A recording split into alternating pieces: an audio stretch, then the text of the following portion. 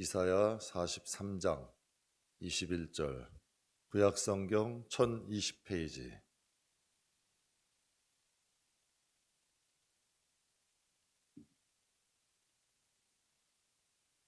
이사야 43장 21절입니다.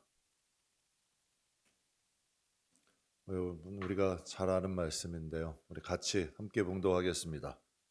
이 백성은 내가 나를 위하여 지었나니 나를 찬송하게 하려 함이니라. 아멘. 한 번 더 크게 읽겠습니다. 이 백성은 내가 나를 위하여 지었나니 나를 찬송하게 하려 함이니라. 아멘. 존재의 정체성, 이런 제목으로 함께 은혜를 나누겠습니다. 이제 크리스마스가 다가옵니다. 3주면 이제 크리스마스죠. 크리스마스를 맞을 때 종교를 떠나서 나라를 떠나서 여러분 신분을 떠나서 인사합니다. 메리 크리스마스. 이 단어의 뜻을 보게 되면 크리스는 예수란 뜻이고 마스는 예배란 뜻이에요. 메리 크리스마스라는 뜻은 우리 즐겁게 예수님을 예배합시다. 예수님의 탄생을 기념해서 이 세상에 오신 예수님을 우리 즐겁게 예배합시다. 이 뜻이에요. 모든 사람들이 무의식 가운데 메리 크리스마스를 외치지만 거기에는 예수님을 찬송하자라는 뜻이 들어 있습니다. 온 세계의 연도는 기원 전과 기원 후로 나눕니다. 여기서 이 기원이라는 건 횟수를 세는 것인데 횟수를 세는 기준이 뭘까요? 기원 전에 있는 기원 후의 기준이 뭘까요? 여러분, 그 횟수를 나누는 기준을 이렇게 우리는 말을 합니다. BC와 AD로 나누는데 BC라는 뜻은 Before Christ라는 뜻이에요. 그리스도 이전이라는 뜻이에요. 그럼 AD는 무슨 뜻일까요? 아노 도미나이라는 뜻인데 그리스도의 해를 맞았다는 뜻이에요. 여러분, 온 인류가 이것을 공통되게 사용해요. 그리스도 이전은 BC고 그리스도의 해, 그리스도가 오셔서 우리가 새로운 세상을 맞았다는 뜻이에요. 이게 AD, 모든 사람들이 새로운 세상을 맞이한 때가 2022년 된 거고 이제 내년이 되면 2023년이 되는 거예요. 우리가 인정하듯 인정하지 않던 예수님은 세상에 지금 기준이 되고 계세요. 우리가 인정하든 인정하지 않던 예수님은 하나님이시고 하나님의 독생자시고 온 인류를 구원하기 위해서 오신 하나님의 아들이야. 구원자 메시아 그리스도야. 이것을 믿든 믿지 않던 이것은 선포된 것이고 온 인류 안에 하나님이 선포하신 사실이야. 이게 바로 예수님의 정체성이에요. 예수님의 정체성은 이 세상의 기준이 되셨어요. 구원받는 자의 기준도 되셨고 이 세상의 인류의 기준도 되신 게 예수님의 기준이에요. 또 예수님은 구원자야. 예수 이름 외에는 구원받을 다른 이름을 주신 적이 없다라고 말씀하고 계셔요. 오늘 여러분과 함께 성도에 대해서 좀 은혜를 나누려고 하는데 성도란 무엇일까? 성도는 교회는 아니면 성도인가? 성도에겐 정체성이 있어요. 저는 여러분과 함께 이 성도의 정체성에 대해서 오늘 은혜를 나누려고 합니다. 우리가 하나님을 예배하고 성도잖아요. 그렇다면 이 성도의 정체성은 무엇일까? 브라질의 작가 파울로 코넬료라는 분이 자신이 쓴 순례자라는 책에 이런 글을 썼습니다. 배가 항구에 정박해 있을 때에는 침몰될 위험이 없이 가장 안전하다. 그러나 배는 항구에 정박해 두려고 만든 것은 아니다. 여러분이 무슨 뜻? 배를 지금 놓고 얘기하는 걸까요? 배가 항구에 정박해 있으면 침몰될 위험이 없대요. 가장 안전하다는 거죠. 그러나 배의 이 정체성은 항구에 묶어두려고 만든 게 아니래요. 그가 지금 얘기하고 싶은 건 배가 아니라 인생이에요. 인생이 안정만을 추구할 것이 아니라 인생은 험한 바다를 향해 나가야 된다는 거예요. 그러니까 지금 파울로 코넬료는 배를 얘기하는 게 아니라 인생에 대해 얘기를 하는 거죠. 배는 바다를 여러분 항해해야 배입니다. 비행기가 여러분 경락고에만 있으면 안 돼요. 배는 비행기는 하늘을 날아야 배의 역할을 하는 거고 자동차가 차고에만 있으면 여러분 그건 차의 역할을 하는 게 아니에요. 차는 도로를 달려야 차에 정체성이 있는 거예요. 배나 비행기나 차도 다 그 용도에 맞는 정체성이라는 게 있죠. 이 정체성이라는 건 존재의 본질적 특성이야. 그러니까 만들어졌을 때 그 본질의 특성이 있는 거예요. 그 만든 용도가 있는 거고 정체성이 있다는 거죠. 여러분, 오늘 본문은 성도의 정체성에 대해 말씀하고 있는데 많은 교인들이 하나님의 교인들을 우리를 위해 존재하는 줄 알아요. 하나님이 우리를 인도하기 위해서 존재하고, 하나님은 우리를 보호하시기 위해 존재하고, 하나님은 우리를 축복하시기 위해서 존재한다라고 생각을 해요. 그런데 이건 신앙의 시작이 잘못됐어요. 하나님이 우리를 위해 존재하는 게 아니라 성경은 분명히 말씀하세요. 우리가 하나님을 위해서 존재하는 거예요. 이게 신앙의 시작이에요. 그래서 오늘 우리가 묵도에 말씀하셨죠. 내가 너를 창조했고, 내가 너를 지명했고, 내가 너를 불렀다는 거예요. 하나님이 만드신 분도 하나님이고, 지명하신 분도 하나님이고, 부르신 분도 하나님이라는 거죠. 그래서 오늘 이사야 말씀에 분명히 말씀하세요. 이 백성은 내가 나를 위하여 지었나니 나를 찬송하려 합니다. 우리가 잘 얘기해요. 인본주의와 신본주의 차이가 뭘까요? 하나님과 인간의 관계를 인간 중심으로 해석하면 인본주의인 거예요. 그러나 하나님과 나의 관계를 하나님 중심으로 해석하면 그게 신본주의인 거고, 그래서 우리가 하나님께 섭리를 믿는 거고, 하나님의 인도함을 믿는 거고, 그러니까 하나님의 이끄심을 믿는 거예요. 신본주의와 인본주의의 차이는 간단해요. 인간의 중심으로 해석되면 인간이 여러분 인본주의고, 하나님 중심으로 해석되면 그게 신본주의인 거예요. 그렇다면 모든 인간이 다 하나님 백성일까요? 모든 인간이다? 그럼 모든 인간은 다 하나님을 찬송해야 될까요? 성경은 그렇게 말씀하지 않아요. 데살로니가 후서 3장 2절에 이렇게 말씀하십니다. 우리 함께 읽겠습니다. 믿음은 아멘. 여러분 크리스마스 맞잖아요. 그럼 분명히 선물을 주는 사람이 있을 거예요. 모든 사람에게 줍니까? 그럼 작년에 줬다고 올해 또 줘요? 아니에요. 사랑하는 사람에게 주는 거예요. 믿음은 선물이라고 말씀하셨어요. 모든 사람에게 공평하게 주는 게 아니에요. 하나님이 택한 사람에게 주신 선물이야. 믿음은 하나님이 택하시고 지명한 사람에게 주시는 선물이죠. 그러니까 하나님의 여러분 주권 안에 하나님이 주시는 거야. 돈 주고 못 사요. 내가 갖고 싶고 떼쓴다고 가질 수 있는 게 아니에요. 믿음이라는 것은 하나님이 택하여서 주신 거기 때문에 내 안에 믿음이 있다는 건 하나님이 나를 택하셨다는 거고, 이 믿음이 그래서 소중한 거죠. 그래서 하나님이 택하신 자들에게 성령을 통하여 영을 부어주셔. 믿지 않는 사람에게는 육과 혼이 있어요. 그러나 믿는 사람에게는 육과 혼과 하나가 더 있어. 성령, 영이 있어요. 하나님이 아들의 영을 부어주신 거죠. 그래서 그 아들의 영이 부어진 자, 하나님께서 믿음을 주신 자, 하나님이 그들에게 말씀하시기를 이 백성은 내가 지었나니, 하나님이 이방인에게 내가 지었다고 하지 않으셨어요. 이스라엘 백성들에게 이 백성은 내가 지었나니. 왜? 내가 선택했으니까. 우리에게 믿음을 주신 사람들이 하나님 백성이에요. 하나님의 영이 이 마음에 있는 사람이 하나님의 백성이고 하나님의 자녀예요. 그들이 하나님을 찬양하는 거예요. 아무나 하나님 찬양 안 해요. 하나님의 영이 부어진 사람, 하나님이 믿음을 주신 사람, 그들이 하나님을 찬양하는 거예요. 그들이 하나님이 지명하신 사람이고 하나님이 부르신 백성인 거죠. 오랜 세월 동안 사람들은 천동설을 주장했어요. 지구가 이 우주의 중심이다. 모든 우주, 태양이고 달이고 온 모든 행성은 다 지구 중심으로 돌아간다. 이건 초등학생도 믿지 않을 거예요. 이제는 얼마나 무지한 일이에요. 그런데 단 500년 전만 해도 이게 진리였어. 긴 세월, 500년 전만 해도 많은 사람들이 이 지구는 우주의 중심이라고 생각했어요. 이것을 믿고 살다가 이걸 믿고 죽은 거야. 얼마나 안타까운 일이에요.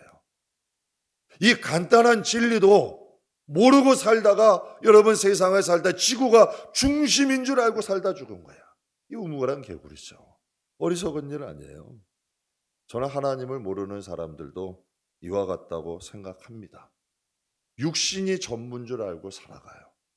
그랬다가 죽음 위에 세상을 맞이하면 그 세상이 영원하다는 거예요. 세상이 요즘 가족들하고도 그런 얘기해요. 참 세월 빠르다. 벌써 12월이야. 벌써 세월이 막 흘러가요. 너무 빨라. 2002년 기적이다 막 했잖아요. 꿈은 이루어진다. 20년 됐어요. 세월이 화살 같아. 육신이 전부이고 사는 사람들이 얼마나 어리석겠어요. 하지만 우리 영혼은 영원히 죽지 않아. 여러분, 존재의 정체, 우리는 어디에다가 우리의 중심을 두고 살아야 돼요? 육신이에요? 영혼이에요? 천동설, 지동설 그거 믿고 그거 안다 모른다로 인하여 우리의 삶에 큰 지장은 없어요. 그것을 안다 모르는 것 따라서 우리의 삶에 실질적인 지장이 오진 않아요. 그러나 하나님을 모르는 것은 좀 다른 문제예요. 하나님을 알고 모르는 것은 다른 문제예요. 하나님을 믿고 안 믿고는 굉장히 큰 문제야. 성경의 로마서 1장 여러분 믿음에서 비롯된 믿음을 강조할 때 이신득이를 강조할 때 로마서 1장 16, 17절을 얘기해요. 그런데 로마서 1장 17절, 18절, 17절에서 20절까지 이렇게 말씀을 합니다. 복음에는 하나님의 의가 나타났대. 그러니까 복음을 통하여 믿음으로 믿음에 이르게 되나니 기록된 바 나의 의인은 믿음으로 말미암아 살리라. 나의 의인은 이 세상에서도 믿음을 가지고 살아가고 이 세상에서 하나님과 하나님의 나라를 믿고 산다는 거야. 그게 어디서부터 비롯됐다? 복음으로. 그래서 여러분 하나님의 의인, 하나님의 자녀는 복음을 믿음으로 인하여 그 믿음을 가지고 이 세상을 살아가고 또 하나님과 하나님 나라를 믿고 산다는 거예요. 그러나 하나님의 진노가 불의로 진리를 막는 사람들의 모든 경건치 않음과 불의에 대하여 하늘에서 나타나나니 가장 이 세상의 큰 죄는 하나님을 믿지 않는 죄야. 왜 그러냐면 하나님의 독생자를 보내주시고 또 하나님을 믿을 수 있는 근거를 주셨다는 거야. 여러분 그 근거를 성경은 이렇게 말해요. 이어서 말해요. 19절과 20절. 이는 하나님을 알만한 것이 그들 속에 보임이라는 거예요. 하나님께서 이를 그들에게 보이셨으니 창세로부터 그의 보이지 않는 것들 영원하신 능력과 신성이 그가 만드신 만물에 분명히 보여 알려지나니 그러므로 그들이 핑계하지 못할 것이다. 꼭 복음을 듣지 못했다 할지라도 만물 가운데 하나님의 존재를 보이셨다는 거야. 그러니까 그들이 알지 못한 것이 아니라 그들이 불어 잊고 살아간다는 거지. 몰라서 믿지 않는 게 아니라는 거예요. 여러분 이 세상을 살아가지만 자연의 신비가 얼마나 놀라워요. 사람이 풀지 못한 자연의 신비는 끝이 없어요. 우주의 강대함은 사람이 측량이 못해요. 그게 하나님 없이 존재한다? 전 그게 더 큰 믿음인 것 같아요. 우리가 조금만 관심을 갖고 이 자연의 신비, 우주의 신비, 인체의 신비, 사람의 몸엔 신비가 가득해요. 정말 인간이 알 수 없는 신비로운 일들이 많아. 삶과 죽음, 조금만 신중하게 우리가 생각을 해봐도 하나님을 부인하고는 살 수가 없는 거야. 하나님을 부인하고 존재할 수가 없는 거죠. 우리가 조금만 신중하게 이 세상을 바라보고 인생을 바라보고 모든 만물을 바라보면 하나님의 존재가 더 명확해진다는 거예요. 하나님이 말씀하시는 거죠. 굳이 복음을 듣지 않아도 하나님이 만물 가운데의 창조물들을 통하여서 하나님의 존재를 드러내셨다는 거죠. 며칠 전에 딸아인 예림이에게 친척 한 명이 리안이가 태어난 것을 축하하면서 편지와 선물을 보내왔어요. 근데 제 편지 내용을 잠깐 읽어드릴게요. 내용이 이래요. 늦었지만 이 세상에 온 새 생명을 탄생을 축하해. 여름의 아기를 생각하며 한두 개씩 사놓고 너무 늦게 준 것이 아닌가 싶네. 인생 사는 것이 하나님이 잠시 보내주신 짧은 시간인데 왜 이렇게 내려놓지 못하는지 다시 한번 미안해. 제가 참 이 편지를 읽는데요, 이 마음에 여운이 많이 있더라고요. 그러니까 여러분 주신 그 친척의 마음이 느껴지는 거야. 하나님이 보내주신 짧은 삶이라는 것은 알지만 이 일에 쫓겨 살다 보니까 여러분 이 일에 쫓겨 살다 보니까 자신이 여러분 하나님을 앞에 나가지 못하는 이 마음을 얘기한 거예요. 멈추질 못하는 거죠. 서질 못하는 거야. 바른 방향을 잡지 못하는 거야. 저희 선물 준 분이 어린 시절부터 고생을 많이 했어요. 가난했고 고생스럽게 살았어. 근데 지금은 부자예요. 남편이나 자신도 다 직장의 간부야. 여러분 많은 사람들이 얘기하는 거 자녀들 잘 크고 있고요. 뷰가 좋은 아주 넓은 집에 살아요. 차도 한 가정에 외제차 2대 끌고 다녀. 부족함이 없어야 되잖아. 근심이 없어야 되잖아. 그런데 이 마음에 늘 쫓기는 마음이 있는 거예요. 하나님이 보내주신 짧은 삶이라고 하는 것을 알고 있는데 내가 이렇게 살면 안 되는데 멈춰야 되는데 세상에 여러 가지 일에 쫓기다 보니까 멈출 수가 없는 거예요. 그래서 예배소서에 말씀하시죠. 너희가 세월을 아껴라. 이건 세월을 사라는 거야. 조금 여러분 이것을 포기하고 하나님을 향해 가야 돼. 조금 내려놓을 건 좀 내려놔야 되는데 본인이 이렇게 얘기하는 거죠. 인생 사는 것이 하나님이 보내주신 짧은 시간인데 왜 이렇게 내려놓지를 못하는지. 조금만 내려놓고 하나님을 향하여 봐야 되는데 이게 안 되는 거야. 안타까운 일이죠. 사도행전 1장에 보면 아주 중요한 말씀이 있어요. 사도행전 1장 8절에 오직 성령이 너희에게 임하시면 너희가 권능을 받고 예루살렘과 유대와 사마리아 땅끝까지 이르러 내 증인이 된다. 우리는 생각해요. 성령이 임하면 내가 능력을 받아서 예언을 행하고 병을 고치고 여러분 신유의 역사가 일어나고 이게 성령이 사도행전 1장 8절의 능력인 줄 아니에요. 분명히 본문 사도행전 1장 8절에 말씀하시기를 이 성령이 임하면 주시는 능력은 어느 곳을 가든지 어느 곳에 있든지 하나님의 자녀로 살 수 있는 능력이야. 이게 가장 큰 능력이에요. 어떤 환경이든지 부하든 가난하든 높든 낮든 어느 자리에서 있든지 나라가 틀려고 지역이 틀리고 지방이 틀려도 하나님의 자녀로 사는 능력. 그래서 사도행전 1장 8절에 고백을 하죠. 오직 성령이 너에게 임하시면 너희가 권능을 받고 예루살렘과 온 유대와 사마리아 땅끝까지 이르러 내 증인이 되리라. 어느 곳에든 어느 자리에 있던 하나님은 살아계시다. 우리는 하나님의 자녀다 라는 것을 증거하고 산다는 거야. 성령이 오시면 예루살렘이건 유대건 사마리아건 땅끝에 살아도 그들이 하나님의 자녀로 살 수 있는 능력을 받는다는 거죠.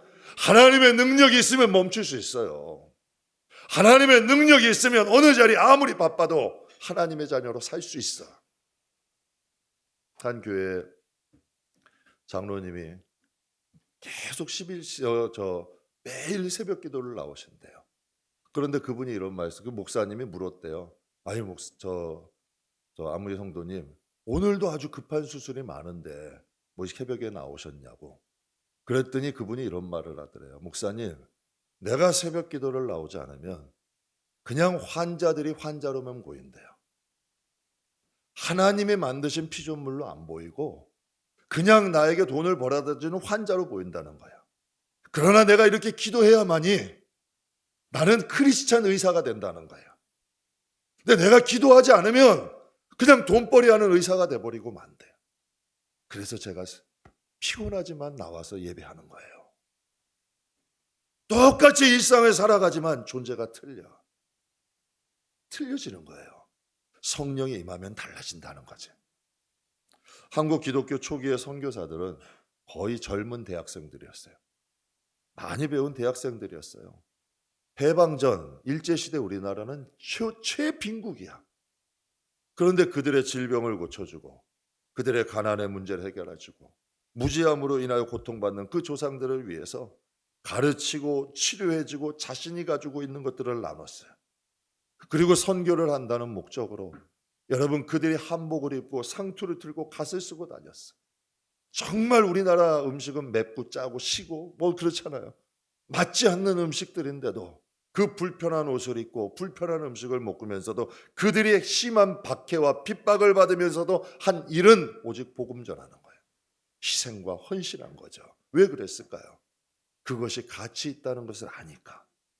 그들이 여러분 계신 것을 알아버렸으니까, 계신 것을 알아버렸으니까 다르게 살 수밖에 없는 거예요. 다른 선택이 없는 거지. 예레미야는 하나님의 뜻을 전한다는 이유로 제사장들, 많은 지도자들에게 불려다니면서 협박과 매질을 당했어요. 다시는 이거 얘기하면 너 큰일 날 줄 알아. 협박까지 당했어요. 근데 성경에 보면 이렇게 얘기하고 있어요. 내 마음에 불 붙는 것 같아서 이걸 말하지 않으면 견딜 수가 없대. 이 마음에 내가 하나님이 주신 이 말씀을 하지 않으면 견딜 수가 없다는 거예요. 이 세상에는요, 하나님의 뜻대로 살아야 행복한 사람이 있습니다. 예레미야에게 선물을 줬던 그 친척이 좋은 집에 좋은 차에 부족함이 없이 살아요. 직장에서도 간부고. 그러나 마음 한구석은 자꾸 허전한 거예요. 하나님의 뜻대로 살아야만 안심이 되고 하나님의 뜻대로 살아야만 행복한 사람들이 있어요. 왜 그럴까요? 그들은 하나님이 지명한 사람이니까, 하나님이 부른 사람이니까, 그들 안에는 하나님의 영이 부어졌으니까. 빌라도가 예수님께 물었어요. 내가 유대인의 왕이냐? 기가 막힐 노릇이죠. 지금 예수님의 몰골은 말이 아니야. 밤새도록 제사장들에게 끌려다니고 백성들에게 끌려다니고 조소와 조롱 다니고 채찍 맞고 온몸이 몰골이 아니야. 근데 빌라도는 총독이야. 그런데 빌라도가 딱 내려보면서 얘기했겠죠. 내가 유대인의 왕이냐? 그 말에는 조소와 비웃음이 있는 거예요. 그런데 예수님이 이렇게 말씀하셔요. 내 말이 옳도다. 내가 왕이다. 우리는 좀 가난하다는 이유로, 내 신분이 좀 낮다는 이유로, 내가 무엇인가 할 수 있는 게 부족하다는 이유로 하나님의 정체성을 잃어버리고 살진 않아요. 예수님은 어디 가서도 당당하셨어. 이게 성령이 임하면 나타나는 능력이야. 어느 곳을 가든지 하나님의 자녀의 자존심을 가지고, 자존감을 가지고, 능력을 가지고 살아가는 거죠. 이게 그리스도 하나님의, 이게 바로 예수님은 어디를 가셔도 내가 하나님의 아들이고 내가 하나님의 독생자고 내가 인류를 구원하러 온 메시아라는 걸 십자가 상에서도 여러분 당당하셨다는 얘기예요. 왜? 예수님은 자신의 정체성을 가지고 살아가신 거죠. 한 권사님이 계세요. 한 교회에 오랫동안 한 30년 이상을 섬긴 분이에요. 교회에서 김장을 하면 열심히 가가지고 같이 김장도 하세요. 또 교인들과 함께 여행도 가서 함께 아주 좋은 곳에서 사진도 찍으시고 교인들과 다복하게 지내셔요. 대표기도 순서가 되면 대표기도도 하세요. 교회에 중요한 일이 있으면 권사니까 가서 같이 회의도 하기도 하셔요. 중요한 일을 의논도 하셔요. 누가 보아도 교회에 열심히 있는 권사님이에요. 그런데 그분이 저에게 이런 말씀을 한번 하시더라고요. 목사님, 성경에 천국이 있다고는 하는데 가봐야 알아요. 성경에 천국은 있다고 하는데 가봐야 알죠. 그분은 교회 생활은 하자고 없어. 그런데 하나님에 대한 믿음이 없는 거야. 하나님 나라에 대한 믿음이 없는 거야. 그분의 정체성은 하나님 자녀가 아니야. 그 안에 생명이 있다면, 하나님의 생명이 들어온 사람은 분명히 성경에 말씀하신 주를 부인할 수 없대. 하나님의 생명이 온 사람은 하나님과 하나님 나라를 부인하고 살아갈 수가 없어요. 내 안에 살아있는 생명이 있다면, 정말 하나님의 생명이 부어지고 하나님이 주신 믿음이 있다면 이 세상 가운데 하나님 자녀로 살아갈 수 있는 승력이 있어요. 빌립보서는 옥중서신이죠. 바울이 감옥에 갇히게 돼요. 그런데 그 감옥 속에 있는 바울이 디모데 빌립보서 3장 20절을 통하여 이렇게 고백을 합니다. 우리 같이 한번 읽겠습니다. 그러나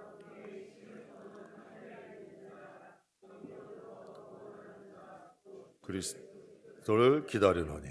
이게 바로 마라나타 사상이에요. 감옥 속에 있지만 그 고백이에요. 내 시민권은, 내가 비록 지금 감옥에 있어도 내 시민권은 하늘에 있습니다. 거기서부터 구원하는 자 곧 주 예수 그리스도를 난 기다리며 삽니다. 명확하잖아. 조금도 흔들림이 없잖아. 왜? 본인의 이 삶이 정체성은 육신에 있는 게 아니라 그 속사람에 있으니까. 그러니 그가 고백하는 거예요. 나의 시민권은 하늘에 있고 나는 위로부터 나를 구원하기 오신 예수 그리스도를 기다리며 산다. 이게 마라나타 사상이에요. 한 성도분이 이제 그 글을 써서 올린 것을 읽게 됐어요.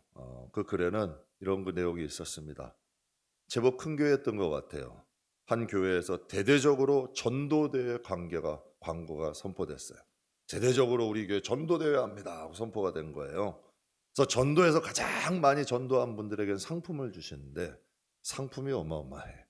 소형차 한 대, 김치냉장고 한 대, 컴퓨터 한 대, 대형 테레비 한 대, 자전거, 기타 등등. 온 성도가 난리가 났어요. 대형 백화점 할인마트에서 하는 것처럼 경품 행사가 벌어져, 전도대회가 벌어져, 온 성도가 난리가 났어요. 향토 예비군 중대장인 한 교인이 있는데 그 향토 예비군 중대장이었던 그 교인이 그 예비군에 훈련에 참석하는 사람들에게 얘기한 거예요. 훈련에 참석했던 사람들을 차로 실어 와서 내가 빼줄 테니까. 그래서 그들을 차로 싣고 와서 교회에다 등록을 시키는 거예요.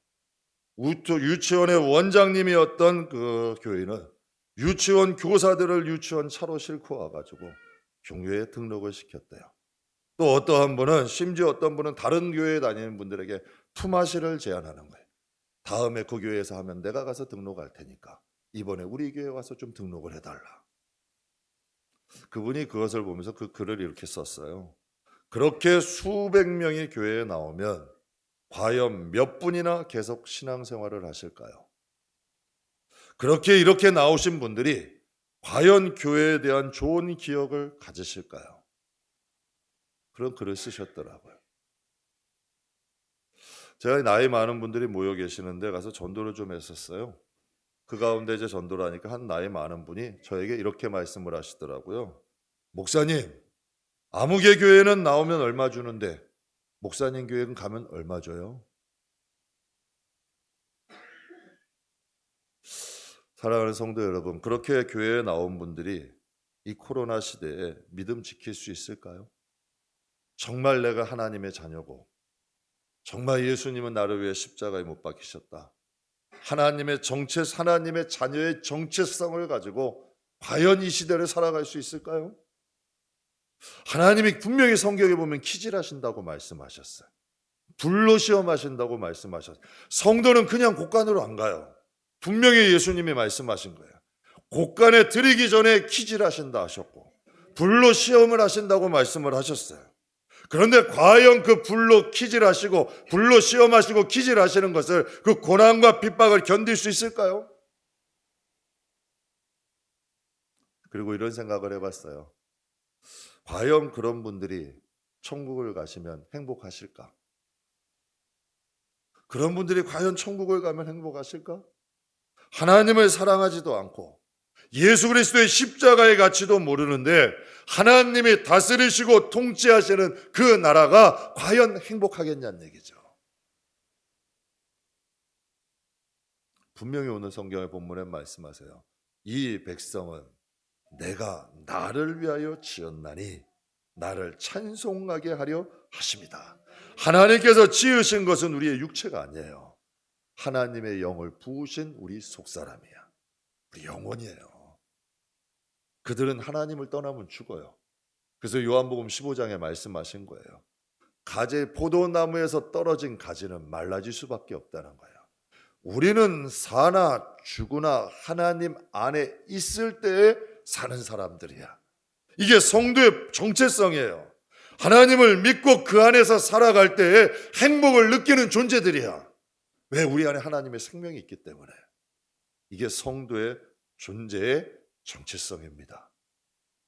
예수님은 장차 있을 일에 대해서 성경에 이렇게 말씀을 하셨어요. 마가복음 8장에 보게 되면 누구든지 이 음란하고 죄 많은 시대에 여러분께 한번 여쭤봐요. 이 시대가 음란한가요? 아닌가요? 제가 밤에 퇴근하다 보면 밤에요. 전단지들이 이거 아이들이 볼까 낯뜨거운 것들이 많아. 인터넷이고 TV고 누가 봐도 음란한 시대는 맞아. 죄 많은 시대.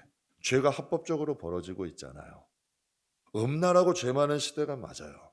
근데 성경은 이렇게 말씀합니다. 이 시대에 나와 내 말을 부끄러워하면, 나를 믿고 내 말을 부끄러워하면 인자도 아버지의 영광으로 거룩한 천사들과 함께 올 때에 그 사람을 부끄러워하리라. 우리는 이렇게 생각, 하나님은 사랑이시니까 다용 천만에, 성경은 그렇게 말씀하고 있지. 하나님은 공이야.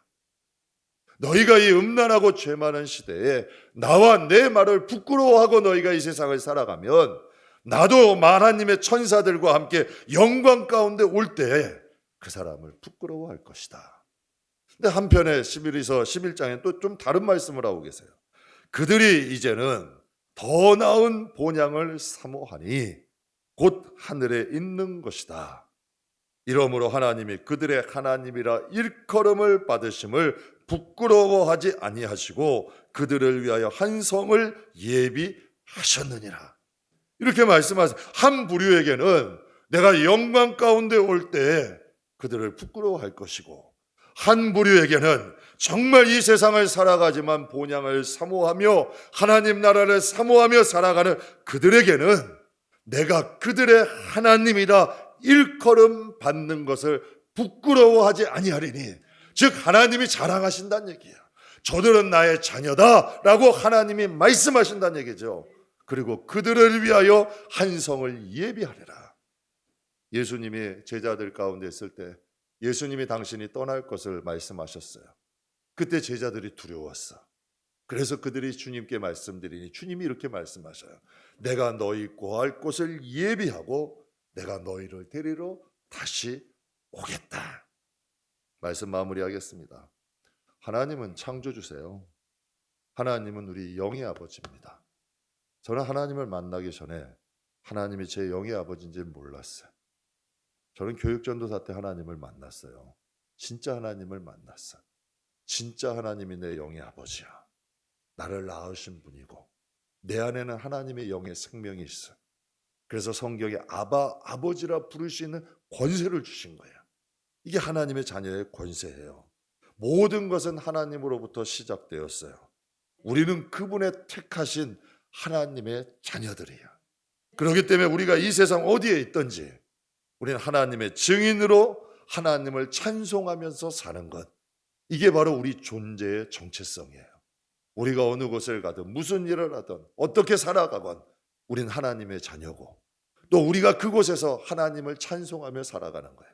그래서 성도가 가는 곳에 교회가 없는 곳은 교회가 세워져. 그래서 이스라엘 백성들이 바벨론의 포로로 끌려갔을 때 거기서 회당이 생겨져. 그래서 여러분, 교회는 땅 끝에도 다 있는 거야. 성도들이 가는 곳엔 다 십자가가 걸려. 왜? 하나님을 예배해야 되니까. 그게 정체성이니까. 직업이 무엇이건 상관없어. 그래서 여러분, 이 지구 땅덩어리, 여러분, 이 한국 땅덩어리에 교회가 없는 곳이 없어. 왜? 여러분, 거기 교인이 있는 곳엔 교회가 세워져. 왜요? 하나님을 예배하니까. 이게 우리 성도의 정체성이기 때문에. 설교 전 나누었던 영상이 그 단어가 아직도 머리에 맴돕니다. 계신 것을 알아버려서 다른 선택이 없습니다. 은혜 갚기 위해 산다는 거죠. 우리는 하나님과 하나님 나라의 존재를 알아버린 사람들이에요. 송충이는 솔잎 먹어야 살아요. 물고기는 물 떠나면 죽습니다.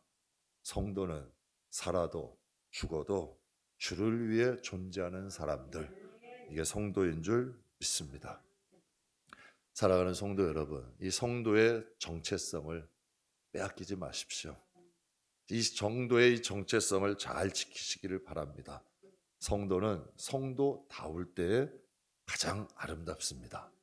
성도는 성도다울 때에 가장 가치 있다는 것을 잊지 마시기 주의 이름으로 축복합니다.